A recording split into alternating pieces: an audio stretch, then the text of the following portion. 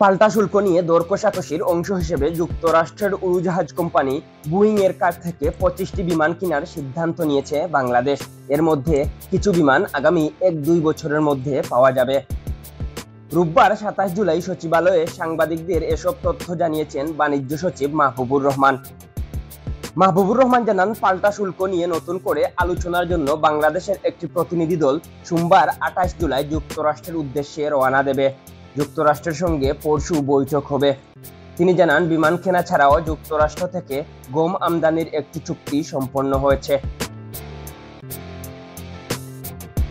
বাণিজ্য সচিব আরো বলেন, শুল্ক চুক্তির খসড়া পাওয়ার পর কয়েক দফায় আমরা কাজ করেছি। ওয়াশিংটনে 2 দফা সরাসরি এবং অনলাইনে আলোচনা হয়েছে। সংশ্লিষ্ট মন্ত্রণালয় ও অংশীদারদের সঙ্গে বৈঠকের পর 23 জুলাই আমরা আমাদের চূড়ান্ত অবস্থান যুক্তরাষ্ট্রকে জানিয়েছি। এরপর তাদের কাছে নতুন করে সময় চেয়েছি। যুক্তরাষ্ট্রের কাছে সময় চাওয়ার পরিপ্রেক্ষিতে তাদের বাণিজ্য প্রতিনিধি ইউএসটিআর অফিস 29 ও 30 জুলাইয়ে সরাসরি বৈঠকের জন্য সময় দিয়েছে। ওই বৈঠকে বাংলাদেশের পক্ষ থেকে বাণিজ্য উপদেষ্টা, নিরাপত্তা উপদেষ্টা, বাণিজ্য সচিব উপস্থিত থাকবেন। বাণিজ্য সচিব জানান, 31 জুলাই সেখানে আরেকটি সভা হতে পারে। বাংলাদেশের প্রতিনিধি দল সোমবার সন্ধ্যায় রওনা দেবে। যেহেতু তাদের সঙ্গে আলোচনা চলছে, ফলে আগামী 1 আগস্টের যে সময়সীমা আছে তার মধ্যেই হয়তো শুল্কের বিষয়ে ফলাফল ঘোষিত হয়ে যাবে বলে আমাদের ধারণা।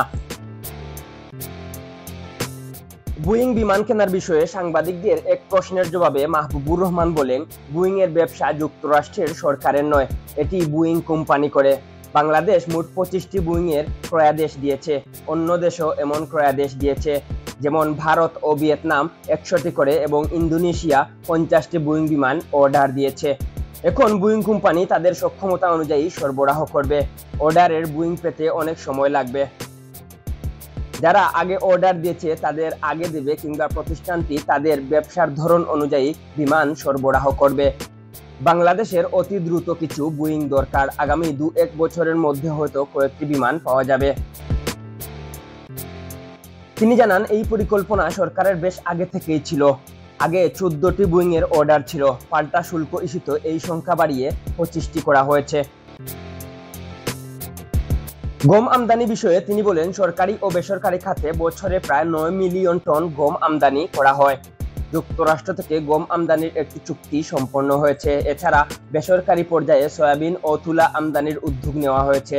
ব্যবসায়ীরা সয়াবিন আমদানির জন্য যুক্তরাষ্ট্রের কোম্পানিগুলোর সঙ্গে আলোচনায় বসবেন। তুলা আমদানি নিয়ে আগের আলোচনা চূড়ান্ত পর্যায়ে পৌঁছেছে।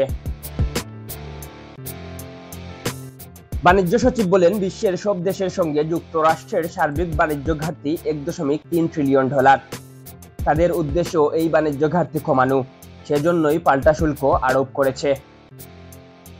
এম কে তুহিন, আধুনিক ডেস্ক।